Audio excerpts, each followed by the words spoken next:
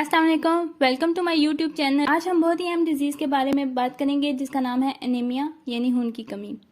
इस लेक्चर में हम एनीमिया की डेफिनेशन, टाइप्स, सिम्टम्स, काजेज और ट्रीटमेंट के बारे में बात करेंगे। तो चलते हैं एनीमिया की तरफ। हमारे खून में 3 तरह के ब्लड सेल्स पाए जाते हैं, आरबीसीज यानी रेड ब्लड सेल्स, डब्ल्यूबीसीज यानी white blood cells and platelets. Anaemia एक ऐसी कंडीशन है जिसमें जिसम में आरबीसीज अपनी खास अमाउंट से कम हो जाते हैं। खून में आरबीसीज की वजह से खून का रंग सुर्ख होता है। आरबीसीज ऑक्सीजन को जिस्म के मुख्तलिफ हिस्सों तक लेकर जाता है और तवानाई पहुंचाने का काम करता है। इन आरबीसीज की कमी से एनीमिया हो जाता है, जिसकी वजह से चेहरे की रंगत जर्द पड़ जाती है। आरबीसी ऑक्सीजन को तमाम बॉडी ऑर्गन तक नहीं ले जा सकता, इसलिए सांस लेने में दिक्कत होती है।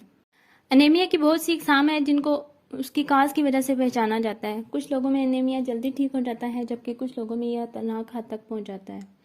अब हम एक एक करके एनीमिया यानी खून की कमी की अक़साम को पढ़ेंगे और उनकी वजूहात, अलामात और इलाज को भी जानेंगे। आयरन डेफिशिएंसी एनीमिया ये बहुत कॉमन एनीमिया है और तकरीबन हर घर में कोई ना कोई फर्द इसका शिकार ज़रूर होता है। ये एनीमिया खुराक में आयरन की कम मिकदार इस्तेमाल करने से होता है और इसे खुराक की मदद से ही बेहतर बनाया जा सकता है। इस किस्म के एनीमिया में हमारे जिस्म से आरबीसीज कम हो जाते हैं।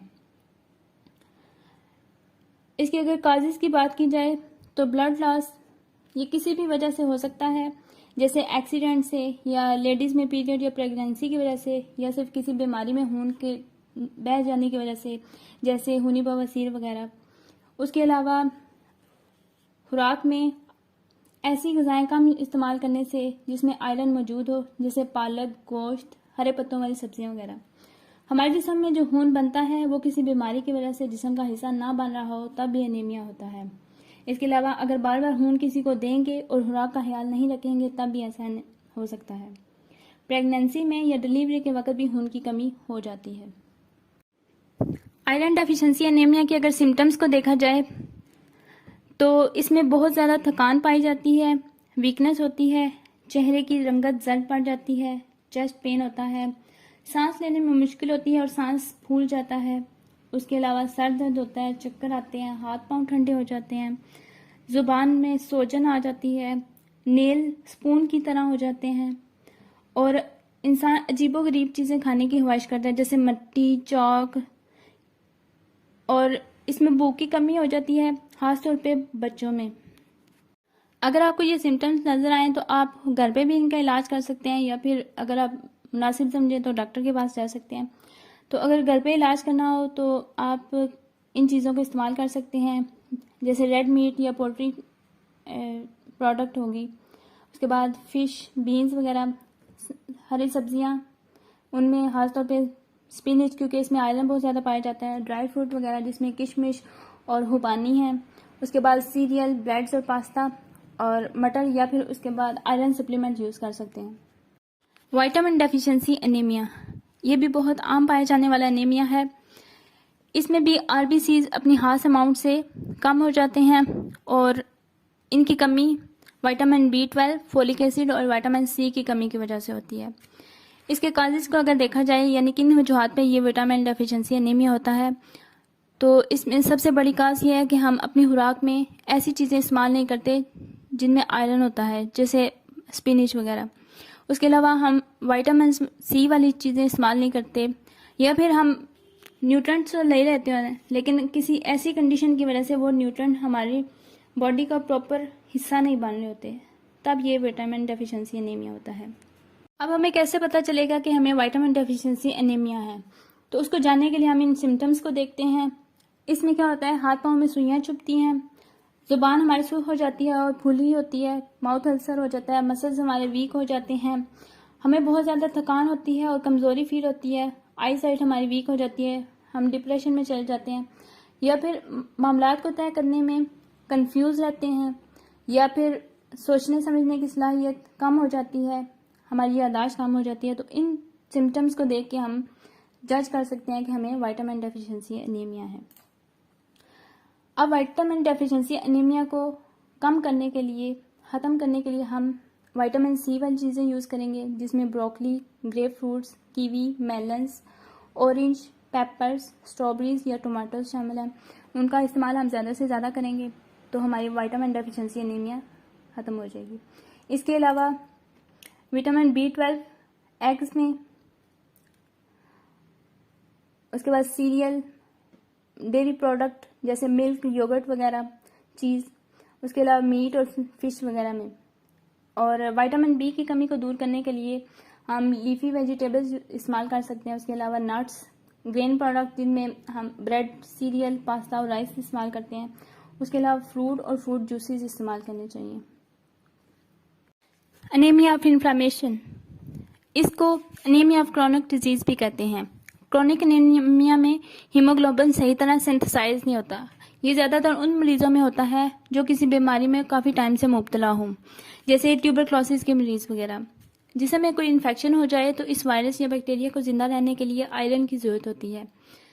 वो हमारे जिस्म से आयरन लेता रहता है, हमारी बॉडी इसके खिलाफ मुकाबला करती है ताकि इसकी ग्रोथ ना हो, लेकिन मुकाबले के बाद हमारे जिस्म में ऑटोइम्यून डिजीज़ बन जाती हैं।